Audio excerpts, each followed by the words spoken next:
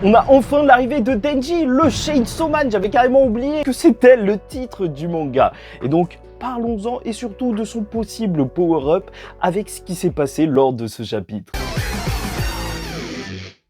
Mesdames et messieurs, ici Chaz et on se retrouve aujourd'hui pour la review du chapitre 125 de Chainsaw Man, un chapitre très court mais qui reste quand même assez intéressant, même si je vous avoue que vu qu'on venait de partir sur Asa qui dévoilait toute sa psychologie, alors quand même le changement est assez brusque, ça a commencé à devenir vraiment intéressant du côté d'Asa, mais déjà parlons du démon justement qui est juste incroyable lors de ce chapitre et qui se montre véritablement comme un démon assez particulier, dans le sens où déjà, d'abord l'atmosphère qui en ressort en fait quand il est là avec son calme est assez flippante, surtout qu'il est là en train de faire son marché dans la rue, t'as des oreilles, des yeux qui sont en train de voler, les gens qui courent en panique carrément et elle qui est juste comme ça, en train d'acheter ses trucs, c'est vraiment très flippant et c'est à la limite du marrant, tu vois, quand elle est dans la supérette et qu'elle est en train de chercher juste quelle pomme irait avec de la chair humaine, elle demande à une dame qui est en train de crever, tu vois, c'est juste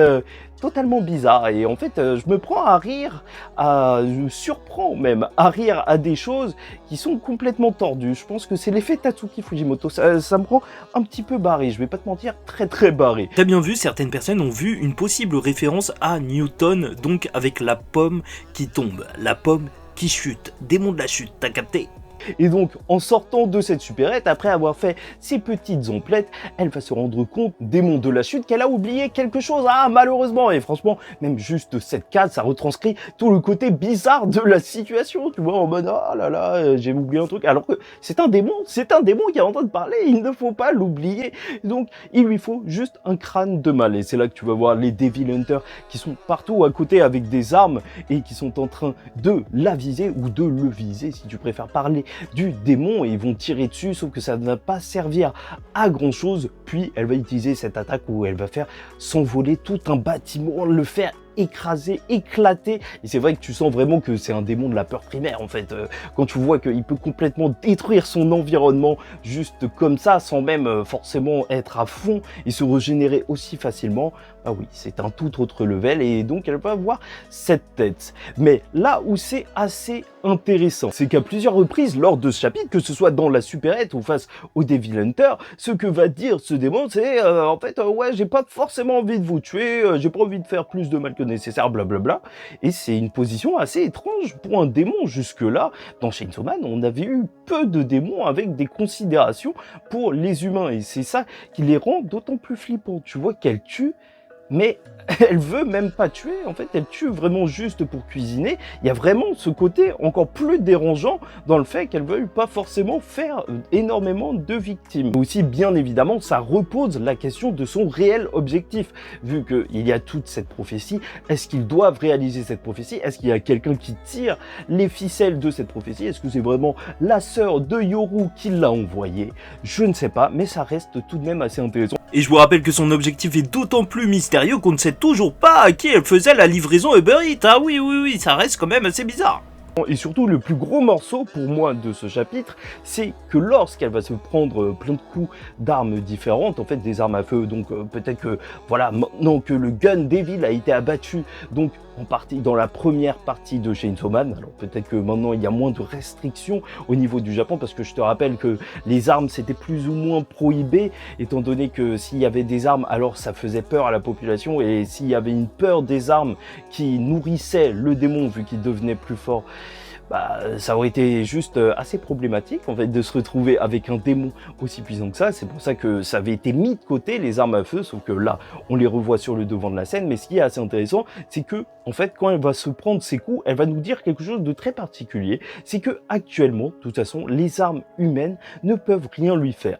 Et à partir de ce moment-là, on peut se poser de bonnes questions déjà. Est-ce qu'elle sait le futur? Est-ce qu'il va y avoir des armes dans le futur, donc non actuelles, qui pourront défaire les démons, vu qu'il y a un démon futur, bah peut-être qu'il parle, hein, je sais pas, au café ou autour d'un grec, je sais pas, ils sont posés peut-être, je sais pas. Ouais. Et c'est déjà énorme de se dire que les armes humaines, elles peuvent peut-être dans un avenir proche ou lointain ou je sais pas quoi, donc attaquer des démons de la peur primaire. Donc voilà, sait-on jamais, hein, si à la fin de cette partie de Chainsaw Man, tu vois un scientifique qui a un super bazooka anti-démon, peut-être que ça pourrait arriver, ou peut-être justement que, en précisant que c'est les armes actuelles, alors c'est peut-être aussi les armes d'avant justement qui pouvaient blesser les démons, ou en tout cas exterminer un démon de la peur primaire. Et bien évidemment, je pense à la bombe nucléaire qui a été normalement bouffée par le démon tronçonneuse, et c'est pour ça que ça n'existe plus. Et c'est vrai que c'est assez intéressant tout ce truc autour des armes.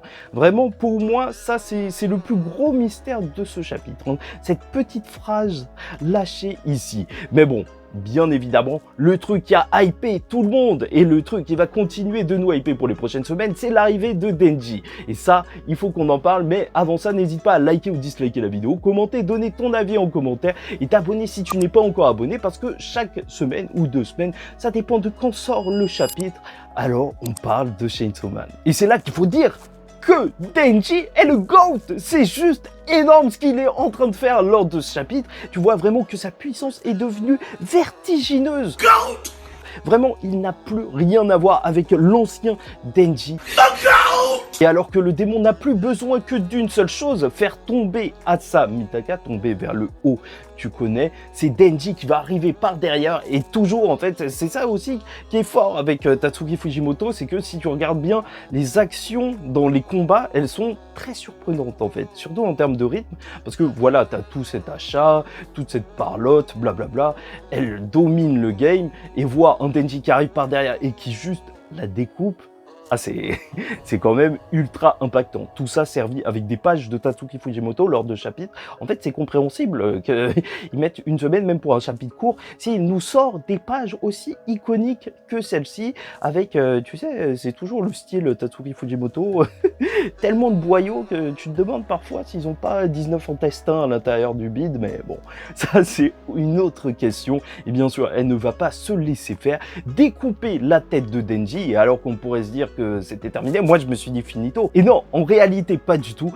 puisque Denji a raccroché sa tête avec justement le fil de la tronçonneuse et continue d'attaquer en la croquant, bien évidemment. Comme quoi, il a peut-être pris goût au démon avec Makima. Bon, bref, on va pas se mentir, déjà contrôler justement ces chaînes de tronçonneuses, c'est un truc ouf, hein. En fait, maintenant, il peut s'en sortir même quand on découpe son corps. C'est quand même quelque chose de complètement fou. Est-ce qu'il peut les utiliser un petit peu plus facilement au combat, un petit peu à la Spider-Man, en mode un petit peu défile et compagnie? Est-ce qu'on va avoir l'aide de Nayuta, qui doit normalement rester cachée, parce que la commission publique ne doit pas connaître son existence en théorie, vu la fin justement de la première partie avec Kishibe qui l'avait confié à Denji. Quoi qu'il en soit, Denji est juste monstrueux, et toujours avec des raisons complètement débiles de tuer les gens. Là, c'est parce qu'elle a volé une pomme. On a eu, ça y est, je suis là pour sauver le chat.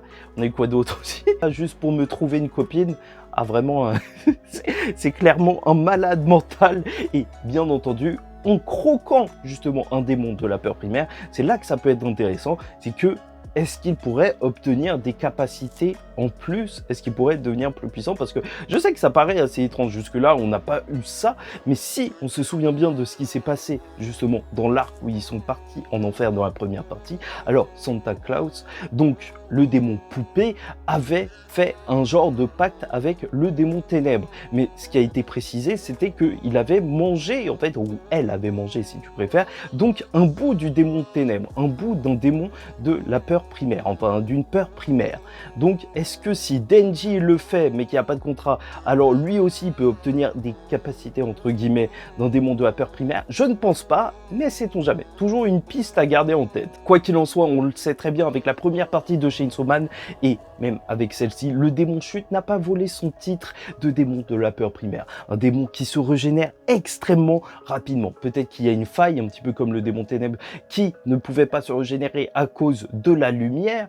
Donc je sais pas c'est quoi l'inverse, où en fait l'ennemi de la chute c'est les protèges tibias. Je sais pas, c'est...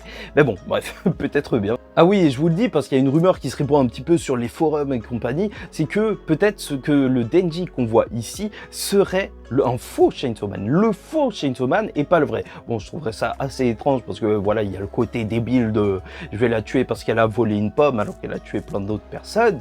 Oui, peut-être bien, mais en fait, surtout, en fait, l'argument que les gens ont, c'est que la chemise de Denji, enfin le vêtement de Denji, n'est plus le même que dans la scène où on l'avait vu avec Nayuta.